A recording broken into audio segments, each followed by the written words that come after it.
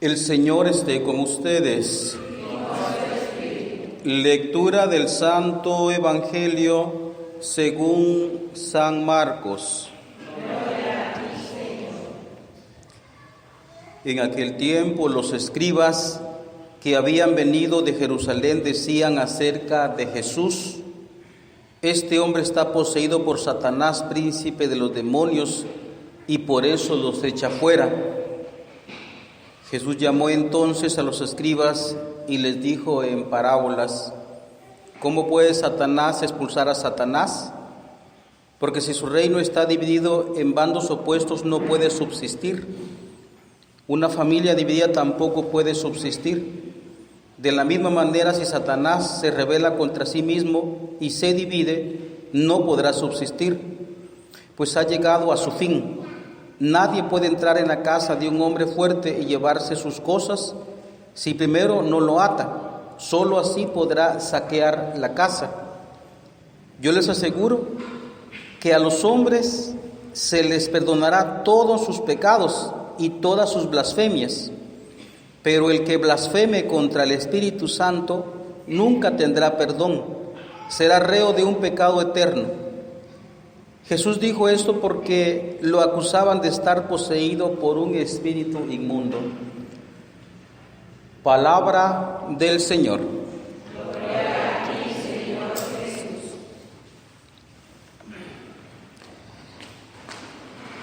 Hermanos, vamos a hacernos una pregunta en esta lectura.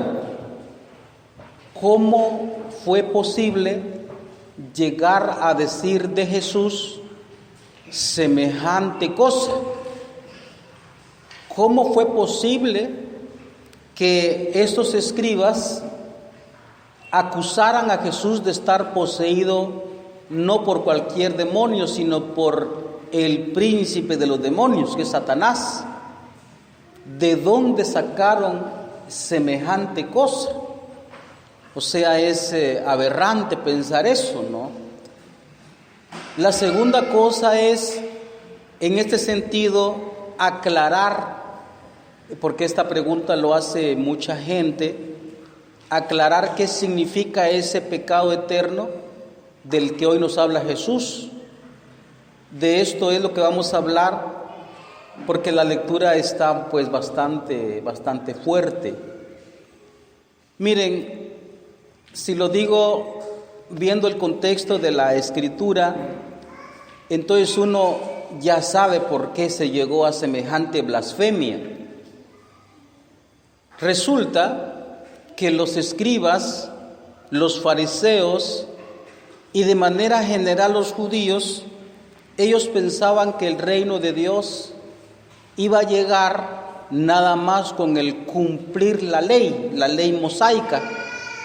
Y todo aquel que se salga pues 1 milímetro de la ley, entonces es reo de muerte. Así pensaban ellos, pero para explicarme mejor, es una especie de compraventa. Porque ellos pensaban, Dios hizo un pacto con nosotros, nosotros cumplimos con nuestra parte y entonces Dios cumplirá con su parte. ¿Ve? Ahí está. Es una especie de compraventa. Y por eso los escribas y fariseos urgían a toda la gente a cumplir la ley. Incluso llegaron a decir de Jesús que era un maldito. O sea, semejante cosa, ¿no? Habían muchas corrientes en el tiempo de Jesucristo. Por ejemplo, el cumplimiento de la ley es lo que ya dije. También qué tipo de Mesías esperaban era el rey davídico, el rey al modo de David, quiere decir, como escuchamos en la primera lectura. Usted observa, por ejemplo, qué es lo que piensa el judío hablando del matrimonio, y hay 2 líneas grandes que se manejan en la teología judía. Pero estoy repitiendo eso porque ahí estaban cometiendo un grave error, digamos así, toda la doctrina judía, mucha de la doctrina judía, pero especialmente los escribas y fariseos. ¿Saben cómo se llama eso en la actualidad? Se llama un sesgo intelectual, un sesgo psicológico. Para que se entienda lo que estoy diciendo, porque ahorita estoy aplicando esta realidad de cómo se llegó a esa blasfemia contra Jesucristo, lo estoy explicando con la Escritura, pero como muchos tal vez a la hora de escuchar no se entiende por qué, ahora lo voy a poner en el plano actual. En el plano actual hay muchas corrientes de pensamiento. Es lo que la Iglesia ha denunciado como el relativismo. Pero si lo queremos poner, como digo, del momento actual, entonces haga de cuenta que una persona va a dirigir su vida nada más por el estudio que hizo. Haga de cuenta, él es antropólogo. Otro hizo un estudio que es el psicológico, entonces en esa línea maneja su vida. Otro maneja su vida de acuerdo a las filosofías que le digamos que estudió a través de la docencia. Otros, hay muchos, por ejemplo, que dirigen su vida de acuerdo al derecho. El derecho, pues la ley es lo que ellos dicen, ¿va? Otro, por ejemplo, el estudio de la genética. Entonces no pueden ver otra realidad más que el estudio de la genética. Otro, por ejemplo, puede estudiar política. Y entonces, de acuerdo a esa visión, ve el mundo. Y entonces ese es el peligro que existe. Así nos estamos quedando ahora. Démonos cuenta cómo, por ejemplo, el mundo ahorita, hablando de la educación de los niños, entonces nada más se deja guiar por la filosofía que está en la actualidad y estamos cometiendo una gran burrada. Disculpe usted lo que le estoy diciendo. Porque hoy los papás, por ejemplo, de manera general se dejan guiar por el psicólogo que les dice que no pueden regañar a sus hijos porque se van a traumatizar. Y en todos los papás, esta generación de papás se deja guiar por eso y tienen, digamos, la hora de actuar en la educación, en el trato de los hijos, los tratan, digamos, como teniendo miedo de traumatizarlos. Esa es una línea. Ahorita acabamos de vivir un tiempo de la política bastante controvertida, ¿no? Y entonces aparece el politólogo, por ejemplo, la contienda pasada, ¿verdad? Entonces ahí aparecían los analistas y cuestionaban y hacían girar pues también estadísticas de por dónde va más o menos la cuestión de la política, y todos decían que iba a ganar un partido. Y a la hora de la realidad le voltearon la tortilla y ganó otra cosa. O también, por ejemplo, en el caso de las mentalidades, las corrientes de pensamiento actual, por ejemplo, el tema de la libertad. En el tema de la libertad, el esquema mental que está en la mayoría de gente, y no digamos entre la juventud, es el esquema que implantó la filosofía de mediados del siglo XX o incluso a finales del siglo XIX. Federico Nietzsche, Sigmund Freud, esos en el siglo XX. En el siglo XIX también, por ejemplo, los filósofos existencialistas. Y entonces la gente tiene en la cabeza que la libertad es hacer lo que yo tengo que hacer, cuando yo quiero hacerla, cómo quiero hacerlo y dónde quiero hacerlo. ¿Y saben qué pasa con todo eso? Que uno comete un sesgo psicológico, intelectual, porque uno mira el mundo de acuerdo a su estudio. Por ejemplo, el que estudia leyes, no le cabe otra cosa en la cabeza más que la ley. Y me refiero a la ley actual. El que estudió psicología, no le cabe ver al ser humano más que con las características de Sigmund Freud, que todo lo veía con cuestiones de traumas, y de traumas, no es nada más de traumas, sino de traumas de carácter sexual. Y no le cabe en la cabeza más que eso, ¿verdad? Y no digamos, por ejemplo, si hablamos del mundo, ahorita ya no solo del pensamiento, sino del mundo estrictamente científico. Yo recuerdo muchos de los testimonios de Ricardo Castañón. Entonces, cuando la gente tiene ciencia, entonces haga de cuenta un genetista, un biólogo, un electrónico, lo que sea, y entonces ven el mundo nada más de acuerdo al estudio que han llevado, y por consiguiente el sesgo significa que su cabeza se cierra y no se abre para comprobar que la verdad, como decía también, me parece que era Santa Teresa de Jesús, aunque lo dijo Santo Tomás de Aquino, la verdad dicha por quien sea, hay que estar abierta a ella y aceptarla, incluso aunque venga del lado contrario a mi mentalidad, a la propia. Porque uno tiene como mucho sesgo en la cabeza, uno está como atrapado en su pequeño mundo, y entonces uno como que no acepta otras cosas que pueden como contradecir el esquema mental que uno tiene. Por ejemplo, vea, yo soy cristiano, ¿no? Aquí todos somos cristianos, pero ahorita hablo de mí. Yo soy cristiano, católico, y no más eso, sino que también soy sacerdote. Por consiguiente, lo que tengo en la cabeza son los estudios eclesiásticos, y tengo también en la cabeza de los grandes teólogos que han prácticamente enseñado y adoctrinado, educado a la cristiandad, que son Santo Tomás de Aquino y San Agustín de Hipona. Ellos son los grandes teólogos que han manejado nuestra fe cristiana católica. Aparecen otros ahí, puchitos, pero estos son como los más importantes que han aclarado más, voy a decir de esa manera, aclarado más. Pero a la hora de aceptar, por ejemplo, una verdad que venga de alguien contrario a lo que yo soy, por ejemplo, de un ateo. Ya he mencionado a Federico Nietzsche.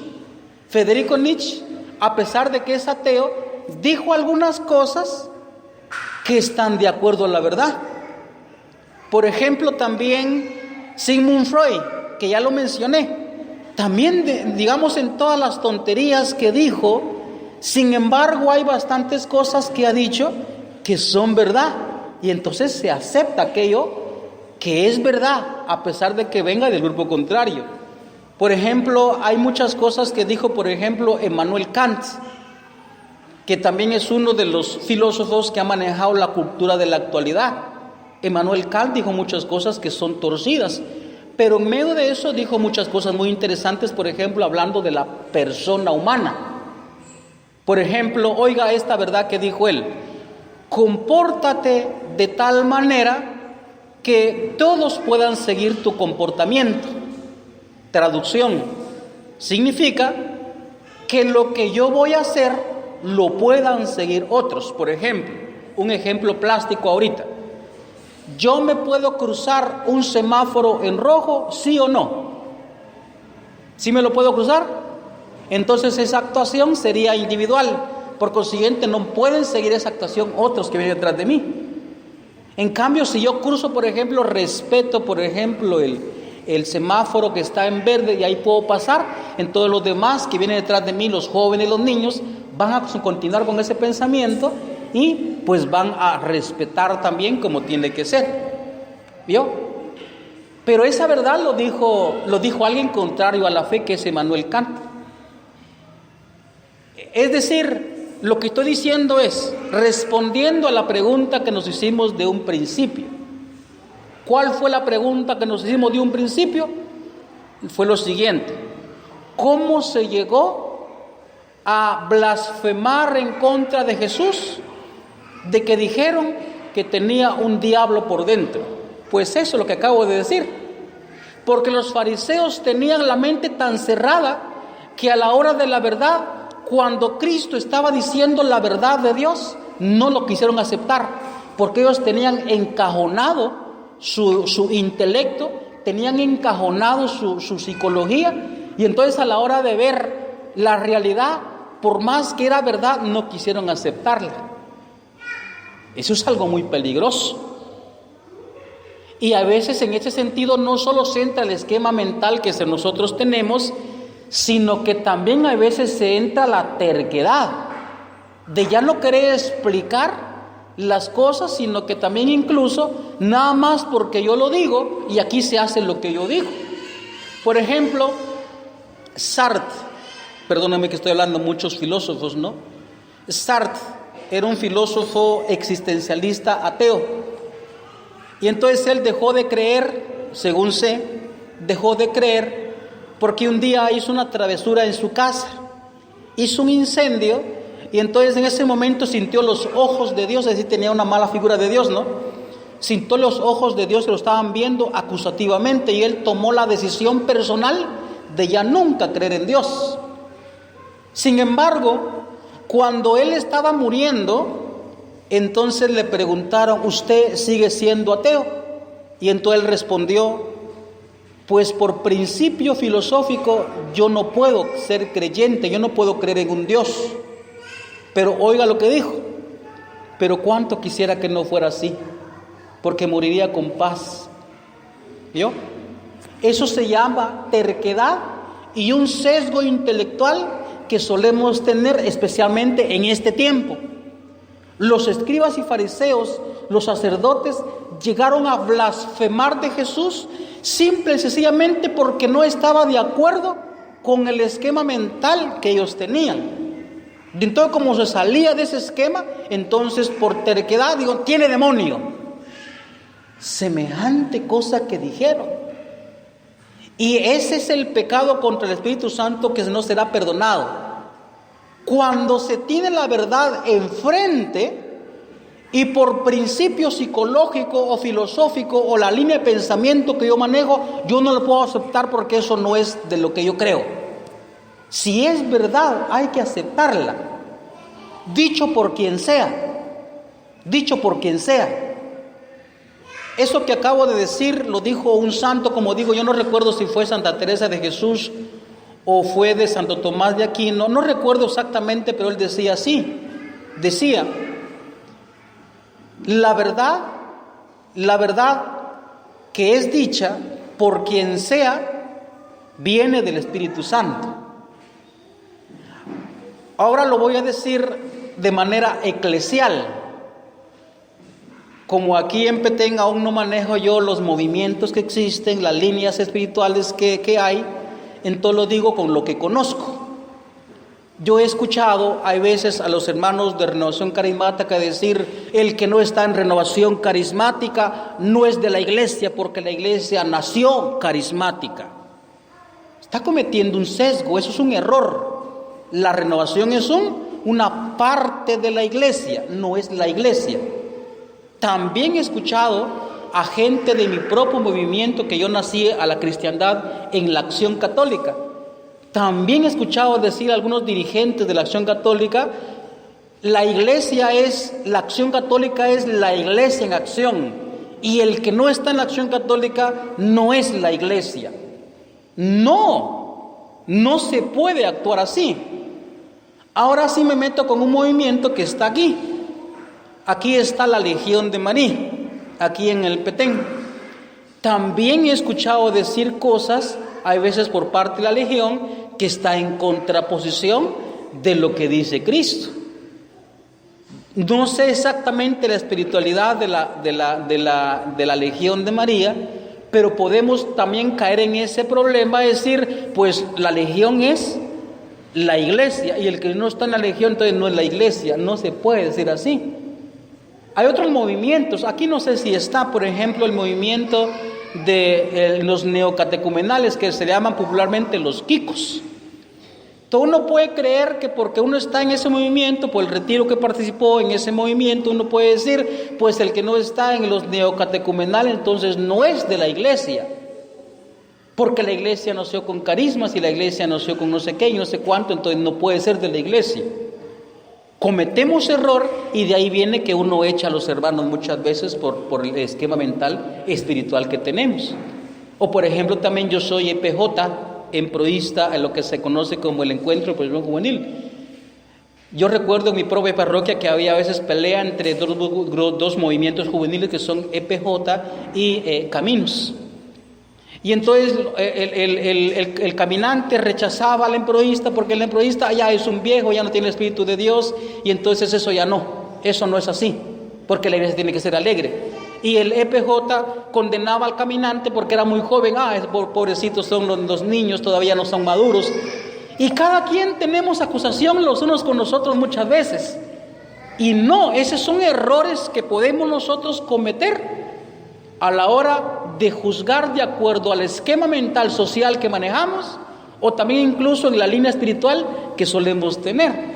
Tenemos que estar abiertos a la verdad, porque si no estamos abiertos a la verdad de quien sea, entonces uno puede cometer blasfemias contra Dios, cuando ahí está en evidencia la verdad y sin embargo no la aceptamos.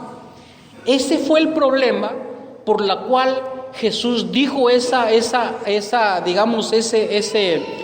condenación tan terrible que escuchamos ahora, de que aquel que blasfeme contra el Espíritu Santo nunca será perdonado, será reo de un pecado eterno. ¿Por qué?